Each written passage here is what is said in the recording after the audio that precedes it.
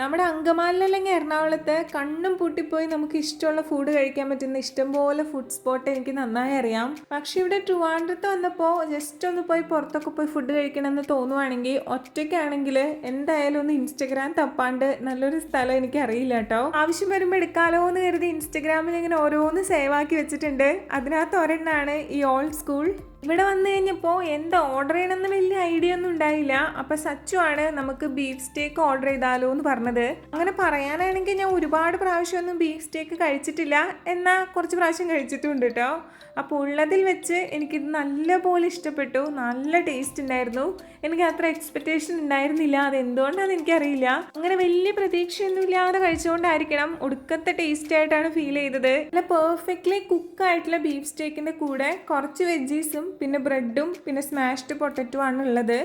ഈ ഒരു പ്ലേറ്റിന് 485 റുപ്പീസ് ആണ് കേട്ടോ. പിന്നെ ക്വാണ്ടിറ്റി വൈസ് എനിക്ക് തോന്നിയത് 2 പേർക്കൊന്നും കഴിക്കാൻ പറ്റില്ല.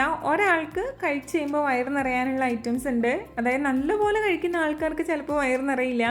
ഇപ്പോൾ ഗേൾസിനൊക്കെ ആണെങ്കിൽ ഓക്കെ ആയിരിക്കും, ബോയ്സിനാണെങ്കിൽ ഇത് കുറച്ചും കൂടെ തികയാതെ വരുമായിരിക്കും. ക്വാണ്ടിറ്റി വൈസ് എനിക്ക് ഓക്കെ ആയിരുന്നു, പക്ഷെ സച്ചു പറഞ്ഞത് കുറച്ചും കൂടെ ക്വാണ്ടിറ്റി ഒക്കെ ആവാന്നാണ്. പക്ഷെ ടേസ്റ്റിന്റെ കാര്യത്തിൽ നോക്കുവാണെങ്കിൽ മനസ്സ് നിറയും. അത്ര അടിപൊളി ടേസ്റ്റ് ആയിരുന്നു കേട്ടോ.